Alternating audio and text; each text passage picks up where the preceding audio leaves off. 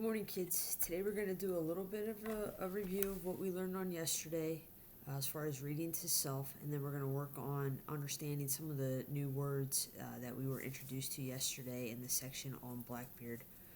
We're going to go ahead and reread that section, and then we're going to underline the words that we don't understand so that way we can go look them up and try to learn some new words today. The first thing I want to do is go over our eye chart for read to self. And again, all we want to do is read the whole time, stay in one spot, read quietly, get started right away, and we want to work on our reading stamina. And make sure that we're becoming good readers. We can read for longer periods of time. What we're going to start off with, though, today is you breaking out your I Pick Good Fit book, and I just want you to do some reading in that book by yourselves, just working on your reading stamina and reading for fun a little bit. So go ahead and break that out. Go ahead to your sections on the carpet, and then I want you to go ahead and get started on that. We'll do that for a little while, and then we'll go ahead and we'll get back to Blackbeard. All right, good job. You guys did a good job of reading your pleasure book. You worked on your reading stamina. How'd it go for everybody? All right. Well, let's go ahead. We did it for about 5 minutes, so let's go ahead and fill in 5 minutes on our stamina chart. All right, good job. All right, so next thing we're going to do is we're going to go back to Blackbeard's book from yesterday.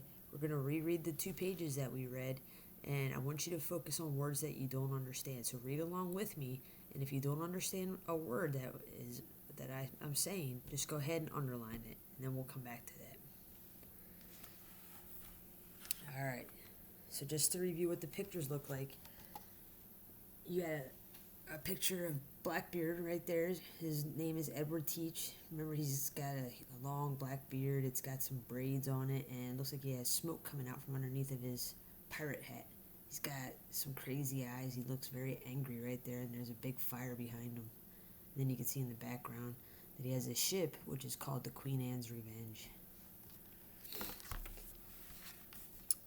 All right, early in the 18th century, one pirate rose above the others to become the most dreaded and cunning buccaneer of all time. He was known as Blackbeard, the wild-eyed pirate with the fearsome figure and evil soul. Even today, nearly 300 years after his death, his name still calls up the ghosts of fear and destruction. Blackbeard's real name was probably Edward Teach, but some history books say it may have been Thatch or Drummond.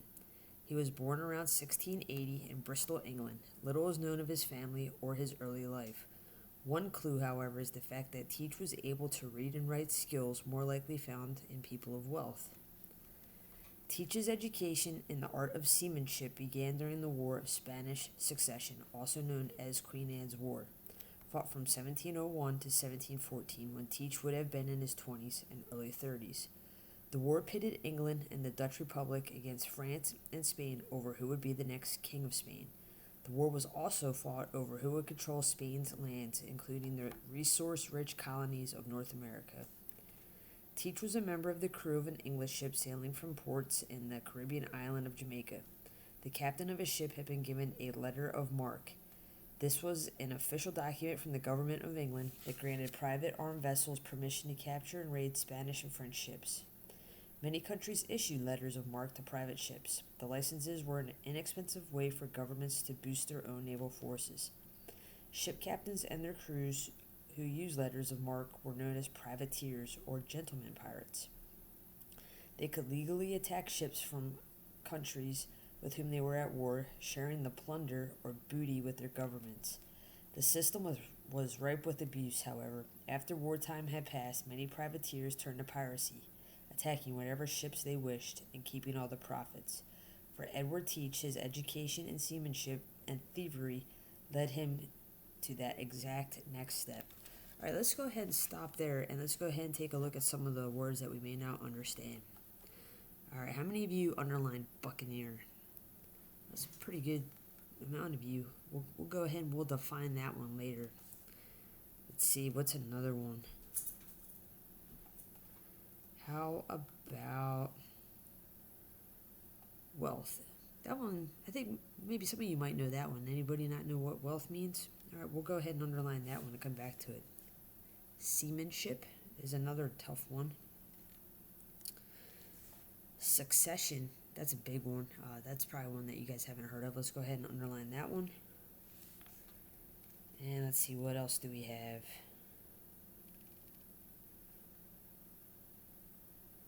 I think we all know what government is, but let's go ahead and underline that one. And privateers. Go ahead and underline that one. Plunder. And I think that maybe thievery. You guys probably heard of thievery or thieves, but we'll go ahead and we'll underline that one. Alright, that's a good one for that page. Alright, let's go over to the second page. Again, we got another picture of him. Still got some smoke coming out of his head. Looks like it's coming right out of his ears. And then he's got all of his pistols on him, on his bandoliers and pistol belts. By the end of Queen Anne's War in 1714, Edward Teach was a skilled man of the sea. After the war, he led a pirate's life of violence. In 1716, he found himself looking for work on the island of New Providence in the Bahamas. The port, let's go ahead and underline port so we can define that one. City of Nassau on the northeast coast of New Providence had a natural harbor that allowed for shallow drafted vessels such as sloops and schooners, often preferred by pirates to enter easily. But the shallow water prevented larger ships like the men of war used by the Royal Navy from passing. The island also featured tall hills that allowed for easy viewing of the sea. Any enemy ships lurking, ooh, that's a good one, let's underline lurking, offshore were quickly spied. Food, rum, and companionship, let's go ahead and underline companionship, were plentiful, so it was no surprise that the 60 square mile New Providence was a small but welcome habitat for pirates, buccaneers, and all manner of villainous scoundrels. Ooh, villainous scoundrels, that's a good one. Let's go ahead and underline both of those. Teach soon took up with one of the pirate leaders of the island, Captain Benjamin Hornigold. Known for taking on the very best crews, Hornigold was impressed with his new recruit. Teach was a tall and swarthy man. His black beard covered most of his face. He presented a frightening and powerful image. It would not be long before his distinctive hirsute, let's go ahead and underline hirsute, feature yielded his infamous name, Blackbeard. Although his scary appearance, fearless nature, and commanding manner helped him become a natural leader, it was also Blackbeard's great knowledge of the sea that proved him a force to be reckoned with. He was well known for his skills as a navigator, easily directing a ship's course in battle and on the high seas. Teach sailed with Captain Hornigold on several encounters, plundering ships in the waters of the Caribbean. The raids were only moderately successful. The pirate captain decided they would be more effective working in consort. Let's go ahead and underline consort. 2 ships in a pirate partnership. He put Teach in charge of 70 men aboard a single-masted 6-gun vessel. Working together, the pirate leaders cruised the Caribbean, terrorizing and plundering in tandem. During this time, Teach gained the experience he needed to become a fearsome pirate. All that was lacking was his very own ship, and that was soon to come. Alright, so we got a lot of words knocked out on those 2 pages. So let's go ahead and break out our notebook. Alright, so what I want you to do is I want you to go ahead and go back and look at those words that you underlined, and I just want you to write them down. Write the first one, and then we'll get the dictionary out, and we'll look it up in the dictionary, and then do that for each word. Underline the word, put a little dash, and then put the definition next to it. We'll go ahead and give you some time to go ahead and look those up.